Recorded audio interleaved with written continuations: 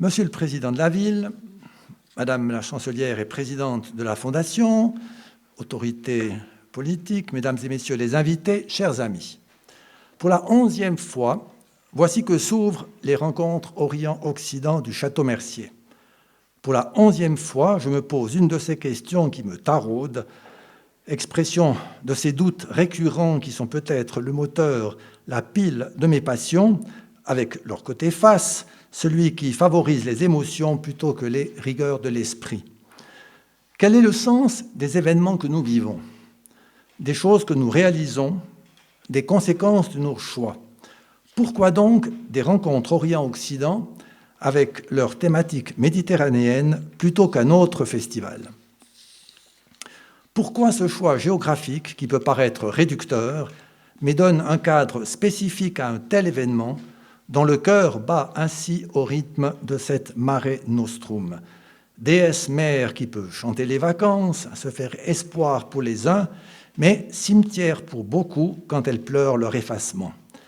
Pourquoi une programmation en forme de cocktail ou de buffet,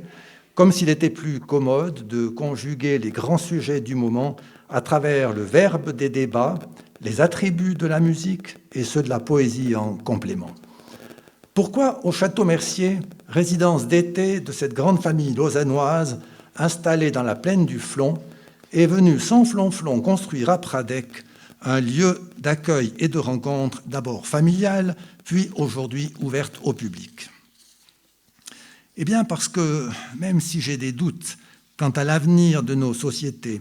de notre planète qui tourne de moins en moins rond et voit ses dérèglements s'accélérer à une vitesse au carré,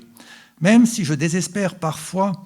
quant à notre capacité sur Terre à cohabiter harmonieusement, même si j'ai des doutes sur la valeur, le bien fondé, voire l'avenir d'une manifestation comme les rencontres Orient-Occident dans un paysage déjà bien riche de rendez-vous intellectuels et culturels,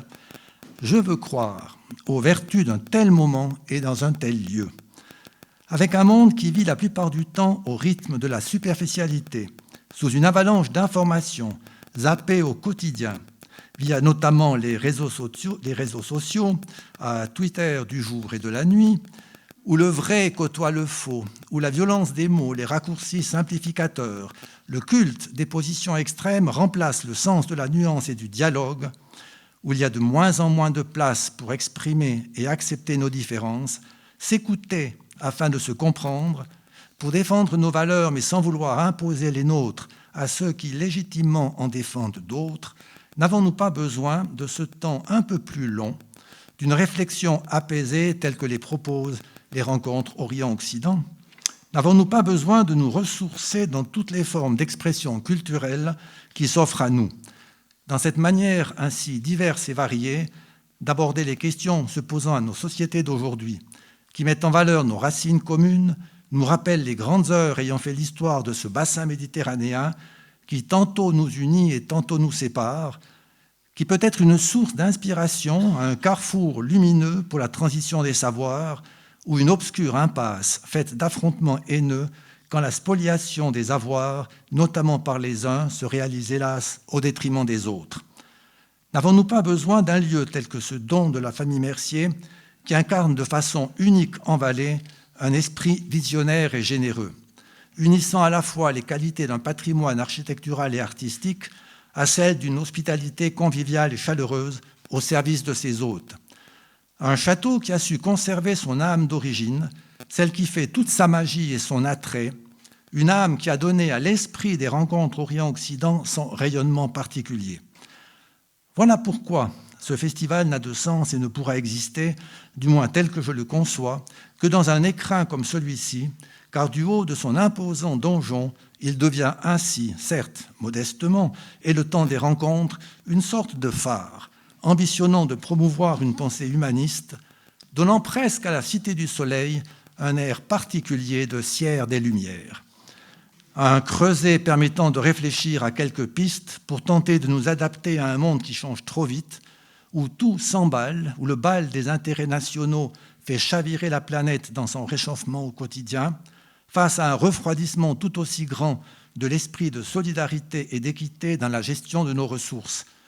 où les progrès techniques, les dérives et le cynisme de la finance ont chaque jour un peu plus un sacré coup d'avance sur la capacité du monde politique à consacrer les moyens nécessaires pour défendre l'éthique, imposer une gouvernance qui découle de ce principe et qui soit adaptée aux défis collectifs auxquels nous sommes confrontés. Autant de dérèglements créant notamment chez les jeunes un sentiment d'insécurité et d'angoisse quant à leur avenir, une jeunesse qui dispose à travers ces rencontres de belles opportunités d'ouvrir son horizon, d'enrichir son cursus scolaire et de favoriser son engagement citoyen. Oui, les rencontres Orient-Occident du Château Mercier m'apparaissent comme une chance pour le canton tout entier, voire au-delà de ses frontières, de voir justement plus loin, plus large, plus haut. Elles peuvent être le complément singulier d'une politique d'éducation plurielle telle que la mérite la jeunesse valaisanne et bien au-delà de celle-ci, de sensibilisation collective aux complexités du monde contemporain. Pour l'heure, vivons ces quelques jours de fête, celle du partage de nos valeurs, celle des émotions positives que je vous souhaite de ressentir avec moi et durant 10 jours à travers les 11e rencontres Orient-Occident du Château Mercier. Merci de votre attention.